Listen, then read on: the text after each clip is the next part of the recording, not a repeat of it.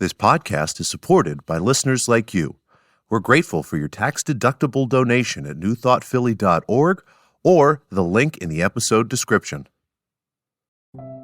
A practical prayer is a prayer that works. These discussions between Reverend Bill Marcioni and Carol Lawrence dive into the details of how it works and how to work it. Reverend Bill is a New Thought minister and the author of Practical Prayer for Real Results. Your new life begins with a new thought. Carol Lawrence is on a spiritual quest, finding the New Thought teaching after decades on the pulpit in 3 different traditional denominations. I've got some questions. Together, they're exploring the philosophy and activities that come together from many of the world's religions to create the practical spirituality that is New Thought.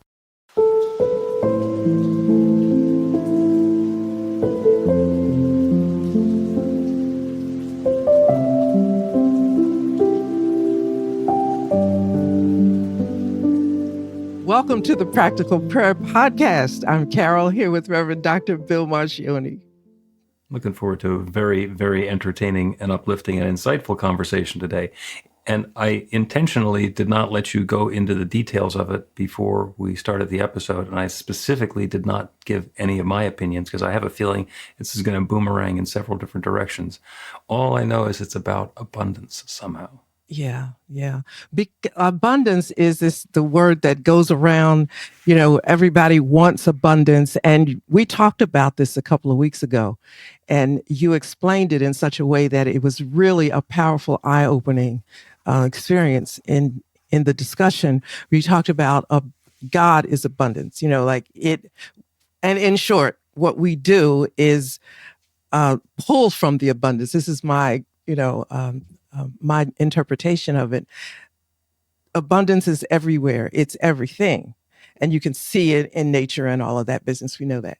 So what we are doing is actually, in my language, I'm pulling from the sea of abundance or the ocean of abundance, that which I need in the moment, because it's there in abundance. So I'm not going to deplete it, by pulling from it, but that's how I understand it. Now, that felt to me for a time, I understand it, that's something that I can do because I know it. But then there seems to be another level of that. And that is, I am abundance. How do I become or feel second nature to the abundance such that, the abundance is within me? Mm-hmm. That which I need is within me in abundance, right? But sometimes that can sound a bit, I'd say, poetic, So speak on that. Well, it's definitely squishy. Mm-hmm. It's definitely squishy. It's not something that's as solid as we people out here in the world that we like to control would sometimes prefer. So abundance. And then people say, I want to pray for abundance. You can't pray for abundance. We live in an infinitely abundant universe. If you think about it, there are billions of stars in billions of galaxies. And each one of those has the possibility of planets like ours with billions of living creatures on it. And there's just not a limitation in the universe. The thought that the infinite creative power that created this manifest universe doesn't have what it takes to create another solar system, it's preposterous. We would never even consider that, right? Mm-hmm. So if there is enough goods to create another solar system, not just a planet, a whole solar system, then whatever it is that we want to have in our experience of life is certainly possible. Mm-hmm.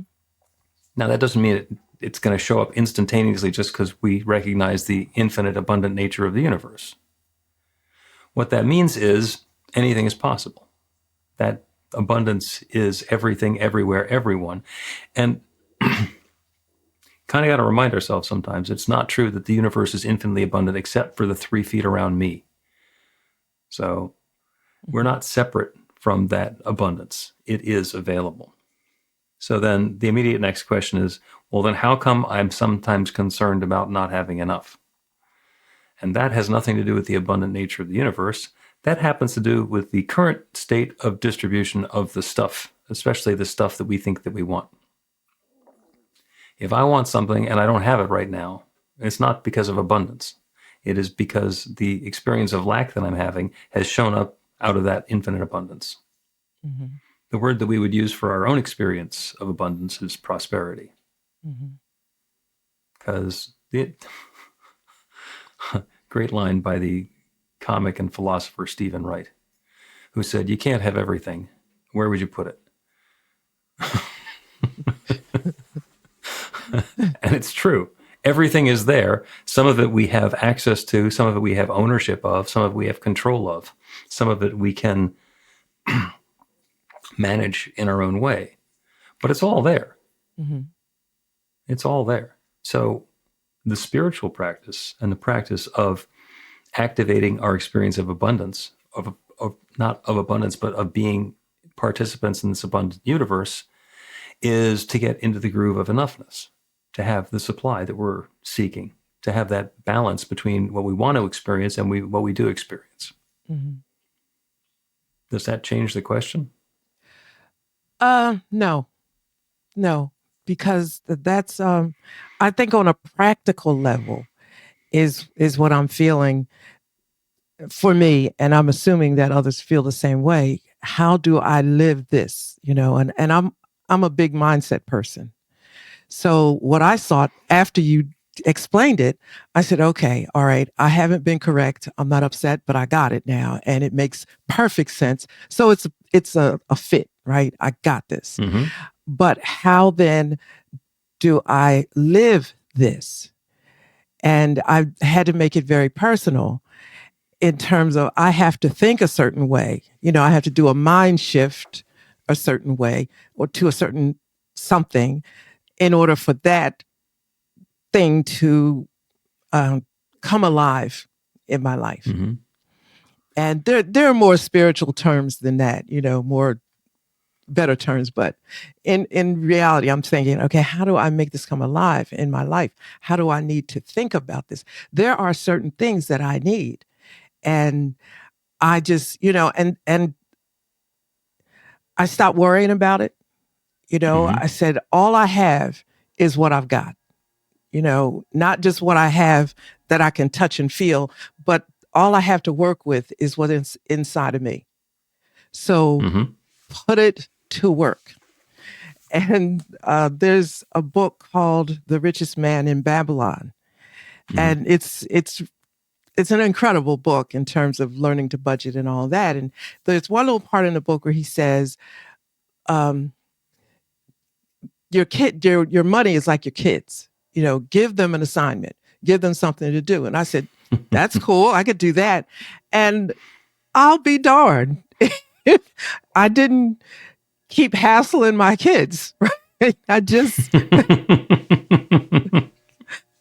said, okay, this is the assignment. This is what you will do. And Mm-hmm. I'll give what I can do, but you got to do this. And it made a big difference. It made a huge difference. And I was so shocked. And why should I be shocked? Because that's the way it works. Right? Yeah. You can only have what you can have. You can only have what you've got. Well, you can have more, but then the question becomes, what's making you want more? And what do you think is going to change when you have it? Well, not so much an external having of things, but internally, Mm-hmm. this is what I have to work with, period. Right. I love music, and I told you over my lifetime, I've had all kinds of keyboards, grand piano, all of this stuff in my house. And two of the instruments right off that I can think of really outclass me. So, why did I get them? Because I thought I would be able to, be better if I had the better external stuff.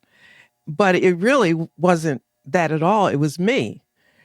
Mm-hmm. The change. So I started saying, well, what do you have? You don't have the innate skill to play this instrument that has outclassed you. Okay. You can handle a couple of keyboards. That's it. Right. So, and looking down a checklist of other things. Just work with what you got. Mm-hmm. The best you can and go for it. Yeah, and what as a recovering perfectionist, I spent a lot of time saying, well, if I can't do something to a level of excellence, I'm not going to do it at all. And I missed out on a lot of things that are fun to do, whether you do them the best or not. And so now I've let go of the perfectionist thing, and I'm just having fun. And it's going okay. And sometimes I compare myself to other people who are doing the same sorts of thing, and they might be doing it a lot better than me, and I wonder if they're having as much fun. And the experience that we have of enoughness, of prosperity, we want to have the great grand piano, and we want to be able to play it at the level that somebody plays the great grand piano. And one of those things is possible to control. And the other thing, that might not be the gift. So the mindset, and if I'm not able to play the piano as well as I'd like to be able to play the piano, and I just don't have the innate talent, the skill, the ability to do that, that's where suffering comes from. So you were saying, what's the spiritual practice that you can do to be okay with the level of abundance that you have? And to me, it all starts with an exhale. Breathe out. Let go of everything. And then be grateful for the next breath that comes in, because you got that. And we are able to let go of that life-giving breath and breathe it out and know that there's an infinitely abundant supply, that the next breath is on its way, and use that as a reminder that everything works that way. Let go of my attachment to having things the way I said that they should be, and be okay with where they are, and then see what happens next. I might have this wonderful grand piano in my living room, and I have no idea how to play it. And then suddenly the guy who moves in next door is a concert level, pianist, and he doesn't have his own piano. Oh, can I come over and play the piano at your house? Well, sure. It can be, it's so many ways that this thing can go. For me, the first grand piano I had, I can't remember how I gave it away. I gave it away. And then I had a clavinova, and that is a high level instrument. Don't have it now. But so I kind of stood still, and I bring the ocean in a lot because I've learned so much from that. So there's a very long pier on the ocean where the guys and the gals are fishing, and a lot of them are fishing for different fish. They're not all trying to get the same thing. They're using different bait. And so I'm learning from just little conversations with them as they pass by. How'd you do today? And then I'll ask them what they're using. And it just kind of translates in my mind. This is what's the spiritual message in this? And it's what do I have, in my bucket that's worth a lot, as opposed to trying to pull from something else and be dissatisfied. What have I got? And that leads to appreciating yourself and confidence. And it's just a whole big thing, but you got to start somewhere. And so let's use the piano for a minute. So I leveled off.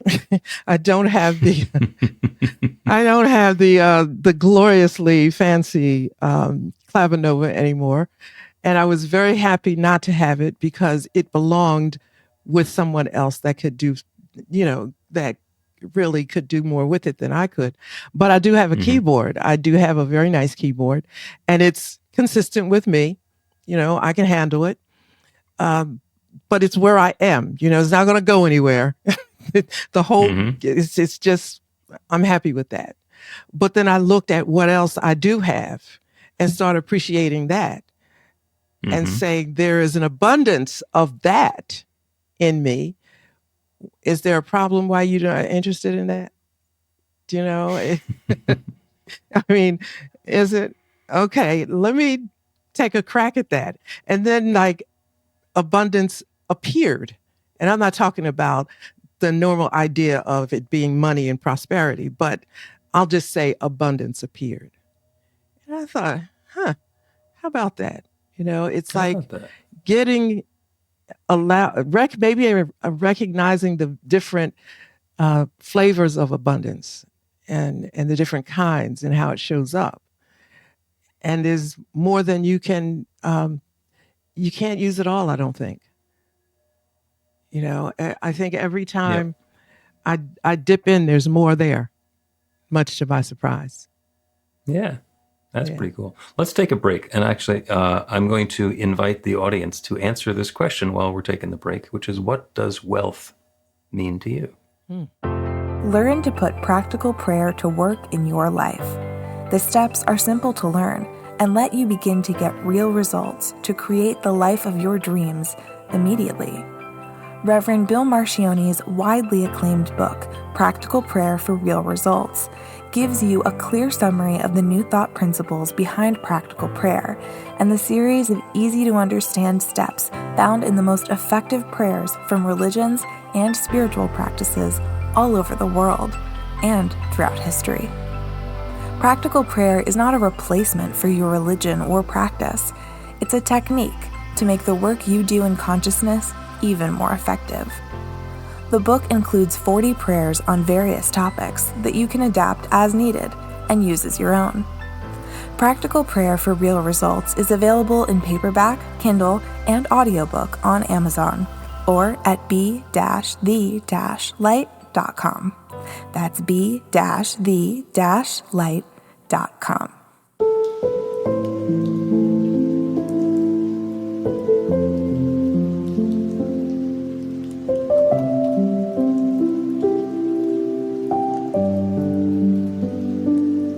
Welcome back to the Practical Prayer Podcast. I'm Carol, here with Reverend Dr. Bill Marcione. Having a wonderful conversation about personal abundance, and we were up to wealth, which was the question that I posed prior to the break. What does wealth mean to you? And for different people, it means different things. Some people think wealth is, it's yachts and private jets and gold baubles and millions of dollars and champagne every time you turn around. But that's actually luxury. What does wealth mean? What is wealth to you? And being honest with ourselves about what we think wealth is can be really valuable. Do you have a working definition, or you don't care? No, I do care, but I've redefined it, because I'm still stuck on enoughness. And to be honest with you, I've never been dissatisfied with what I have. The things that are most important to me, I've never been dissatisfied. People have told me that I shouldn't be satisfied. They. That's another, a whole other episode. But when I thought about it, I've always been wealthy in a lot of ways because I've always had enough for what I wanted at the time, and I didn't realize that I wasn't, something was wrong with me because I didn't know that I had a poverty mentality until somebody told me. And I said to myself, I'm not quite sure I do. Right. You leaned against your grand piano in the living room and said, do I have a poverty mentality? I don't, but and if I don't have it, like I'm so in the moment, and this is not a big, like a big spiritual thing. I just care what I care about. I told somebody that one time and just I care what I care about. And what I care about is I'm working on that right now. So now you want me to think about other stuff. Now, okay, do I have a poverty mentality because I don't want a jet? I don't need the jet right now. What I need is what I'm working on right now.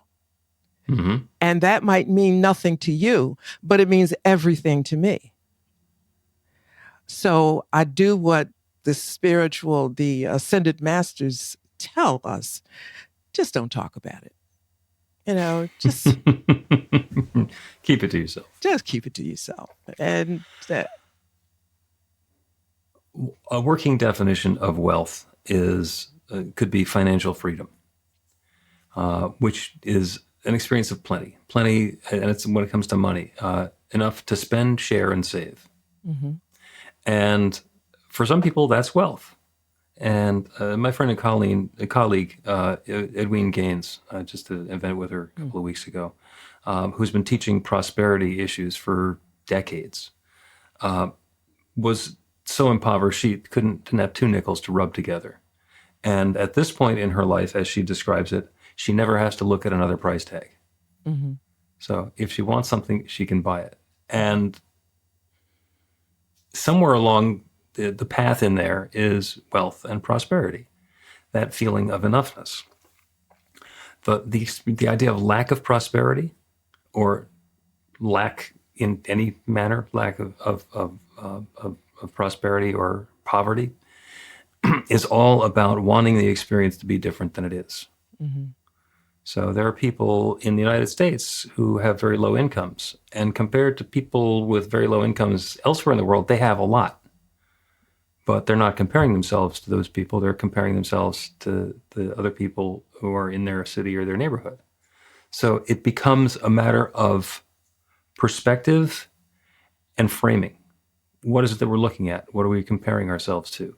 And the experience of enoughness, that experience of abundance, is a breath away. Let go of my attachment to things being different than they are. Invite in the experience that I want to be having. Because a lot of times there's a chain of events in our heads. Oh, I need to have money. Well, why do I need to have money? Well, it's because my nephew is sick and he needs medical attention and medical care, and his family doesn't have enough to pay for that. So if I had money, then I could pay for that, and that would solve the problem. Well, there's other ways to solve the problem. You don't want money. What you really want is for the kid to get medical care, mm-hmm. or health care, or to be healthy. Mm-hmm. All right. So you set the intention for what you really want to have happen, and then the kid suddenly gets healthy, like snaps out of it. It's a spontaneous healing and remission. Is that okay? Didn't involve any money. Mm-hmm. We need to be clear about what is the experience that I want to be having, set the intention for that, and not get in our own way. So how about, I think about it, and I do think about it like that. I do. I also think about where it is right now is not where it's going to be not too long from now. And I'm so very cool with that. If this is working right now, I know this is what I've got, and it's going to be better. It's going to take me where I need to go. Number one, it's all I've got. So why spend, because if you're not satisfied with that, you're going to look at other people and try to mimic them because they have more. They're doing it. Let me do it that way. That'll lead you. You'll just be crazy, Mm-hmm. So yeah, I pay attention to what I have now. And does that mean that I feel like I live in abundance? I don't know. I don't think of it like that. Like maybe I should, but I don't. I know that I've got a goal or a vision, mm-hmm. or, a Neville thing, I have an end, and I have no doubt there's nothing that makes me think I'm not going to get there. So I don't have to stress it. I just have to deal with what I got right now, mm-hmm. which is enough in the moment. And when I need more, it's going to show up because it is necessary. Mm-hmm. Now, maybe that's childish, but I don't think so. No. Because I'm not going to spend time that I should be relaxing and laughing with my husband. I'm not going to spend it worrying about, oh my God, I don't have enough to get, Yeah. We were doing a meditation a couple of weeks back, and somebody was very low energy. And I said, well, what do you want to pray for? And the response was, unlimited energy. And I said, nope, not going to do that. And the question was, well, why not? It's like, okay, because the sun has a lot of energy. Mm-hmm. And I don't want that here. So I don't want unlimited energy. I just want enough. I want that experience of plenty. plenty of energy, that vim and vigor, that vitality, that spring in my step, that the perfect amount of energy. Because after I've had 3 cups of coffee, having 3 more is not going to help. No. No. No. There's a level and there's a balance that's good. And you can understand when somebody says, I want unlimited energy, but that's not actually what they want. They want that until they start getting it. And then the caffeine shakes start, and then it starts getting hotter. It's like, whoa, stop. Yeah. It's helping me, a person define what they really want, which is helpful, because if they can define it, they can own it and figure out how the principles land in that which they own. Yeah. As our minds are telling us about the things that we want to have, and when we think about abundance, what we think about is the things the areas where we don't feel abundant. There's a really good, and this is an intellectual, mental tool. This is not spiritual. It feeds our spiritual awareness. So ask why. There's something I want to have. Why do I want to have that? Well, because then I'll have this. Okay, well, why do I want to have that? And you just keep on asking yourself until you get down to what's the feeling that you want to have once you get all of this stuff. And then circle back to, if I had the feeling that I was looking for, do I need all that other stuff? Is that all a means to an end? I want to have a nice house in a wonderful neighborhood. I've done the vision boards about what my perfect home is, looks like. And I'm just so unattached to it. It's like there's lots of fun things about, the lotto jackpot winning experience of life. I don't need it. I'm not going to sit here pining until, I have hundreds of millions of dollars available to me. I'm okay with it. I'd be willing to give that a test drive, see how my life goes, with $100 million. It's not necessary. One of the things that I think about is, what am I willing to pay for what I want? And so if I want this, for example, I live in a tiny condo, which is perfectly fine for the definition of, what is it? Active community, active adult, whatever. But for me, I've always been in a very large house, so I feel cramped all the time, and most of the time. And so I had this big vision and what I wanted, and I just elaborated on it as it goes. And here's what came to me. Suppose you could have this dream house. It's got, just to give you an idea, it's got windows on 3 sides, and the ocean is right there in view, and it's just fabulous. Suppose you could have it right now today, but suppose it's not in the United States. Right? Because I love BritBox criminal shows, detective shows. I love it. So that's probably where a lot of the dream stuff comes, because there's lots of water and oceanfront property and those things. Suppose you had to leave the United States, but you could have it. What are you willing to pay? The cost would be to leave your children behind, with the internet, you can go anywhere, but there's a lot you have to leave. Are you willing to pay for that? And I thought about it. And I said, I'm just not sure. Let me think.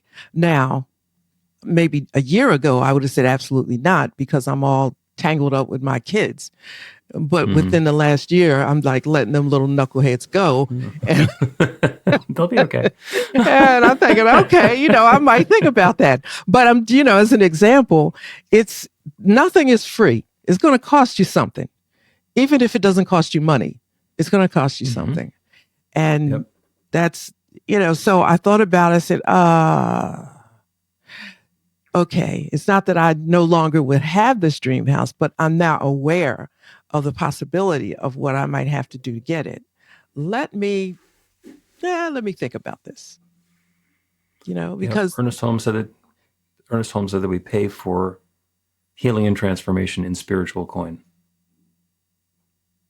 Yeah. Same thing. What am I willing to pay? What am I willing to change in consciousness What attachments am I willing to let go of in order to have this next experience that I want to have? And when we first get started in this, it's really easy. It's like there's some very simple assumptions that we can let go of, and suddenly there's parking spaces and green lights and happy coincidences showing up in our life. And we have to keep working the program in order to keep doing that. What am I willing to pay, to give up in spiritual coin to make room for that newness that I'm looking for? Yeah. Mm-hmm. And it's spiritual coin, and it's practical as well. What are you going to do? There are certain things that just wouldn't make sense for me to drag with me to another country. But the reason I have them is because I like them. So, that it gets down to that, and it makes me, to me, it makes you stretch a little bit now I understand that there's a cost beyond, the dream of magic happening. Magic can happen, but there's even a cost for the magic. Yeah, So there's some details in there. Yeah. Let's take another break, and then we're going to do a practical prayer. And the practical prayer is going to be about that balance point between what we desire and what we're willing to pay.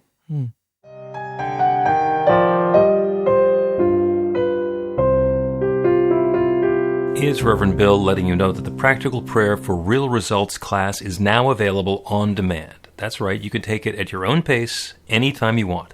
All of the information is at bethelight.com. That's b-the-light.com. You know where to find that stuff. The class is 5 lessons, broken down into 18 modules, and you can take them at whatever pace is comfortable for you. As you work through the process, it starts out with the theory, goes into the practice, there are experiential activities and exercises, and at the end of the program, you will wind up with an understanding of how practical prayer works, and a practical prayer for yourself that will work to create transformation in your life. And as you know, it works for everything. Take a look at the class online at bethelight.com. There's a sample lesson so you can see how the class is going to work for you, and then dive in. The great news is it's on sale now. You can register and save $20 off of the regular price. I'm looking forward to seeing you in class.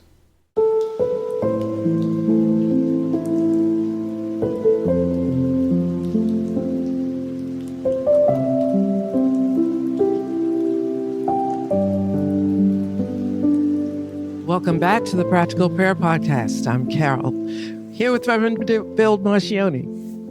We have been talking about personal abundance, or our experience of abundance, or experience of prosperity in an infinitely abundant universe, and a lot of discussion about where that balance point is.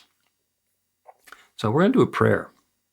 We're going to do a practical prayer about being in that place of balance, where what we're desiring, what we're wanting to experience in our life, and what we are experiencing in our life are the same.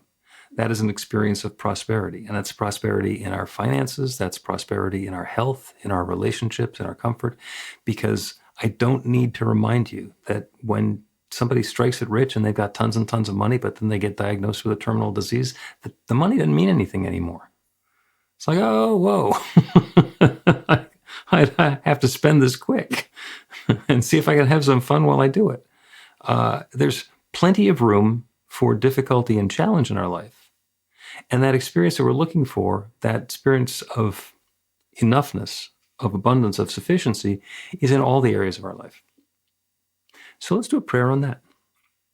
So the idea is to allow, embody, surrender, so we can accept. Start by taking a deep, full breath out. Let yourself become empty and available and receptive. And then whenever it's comfortable to breathe in, go ahead and do that. Let yourself be filled. Notice that there's exactly enough air for this breath, for this moment. And then let it go again and continue that. And use that as a reminder that all of the good that is necessary is available in every breath. And the same thing is true all the time. Because there's one creative power, one divine presence, one love, one source that is sharing itself as its creation. That one is the one that is providing this breath. That one is providing each of us as an individual desiring that breath. And there's that perfect balance that's happening. It is available. It is fulfillment. It is sufficiency. And in the same way that we don't have to struggle for that next breath, it is available to us as long as we are able to embody it.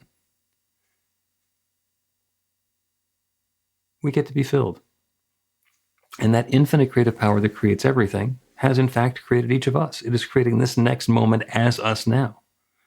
Whatever path we have been on has brought us to this particular moment now, this intersection in space and time. And what happens next is not limited by what's happened before. Anything is possible. This is a universe of infinite possibilities. So as we each surrender our attachment to how it looks, to how it works, to how it's going to happen, to the sequence of events that we've figured out that need to happen in order for the good that we're seeking to come into being, as we let go of that, as we surrender that and allow that infinite creative power that is within to start creating something new, we open ourselves up to those new possibilities. They happen. And that experience of abundance, of enoughness, of sufficiency begins showing up in new and different ways, or in completely familiar and repeated ways in our lives. The health and vitality and well-being and comfort in our physical bodies. The prosperity, financial freedom, and enoughness in our state of affairs. The richness and love and connection in our relationships. The creativity and the satisfaction in our work. The depth of awareness in our spirituality. It all unfolds in new and uplifting and delightful ways. Because that infinite creative power is always saying yes. It is always saying yes. So as we let go of our focus and attachment on things that are not up to our desired level, as we are willing to do the work in transformation that's ours to do, in order for our lives to experience change, we need to change. There might be something we need to release. So we're each guided to that which is ours to let go of, and are following that guidance. Maybe this isn't what I wanted. Maybe I'm not willing to give that up. Maybe that's not a change that I want to have happen. But the awareness is at hand for each of us in our own way. And the good unfolds. And the awareness of the good unfolding shows up for each of us with clarity and insight. That's what I'm claiming. That is the good that I'm claiming now. And I know that it's already happening because that one infinite creative power that creates everything is already creating this. That creative law is already responding to this intentional invitation. I'm so grateful for it. I'm grateful for the willingness of each one to participate in this good. I'm grateful for the way that the law is responding, and I'm grateful to be able to speak this word and release it into that same creative law that creates everything. And to know it's now creating this. So I let it be. I let it be. And so it is.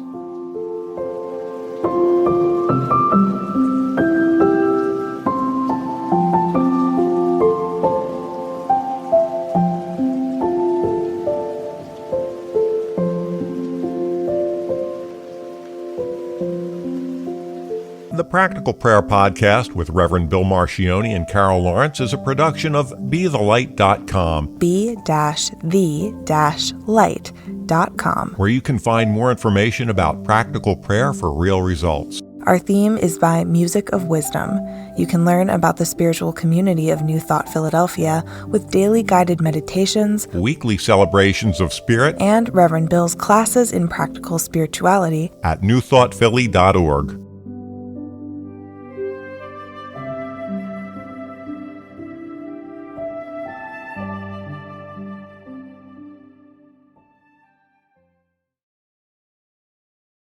This podcast is supported by listeners like you.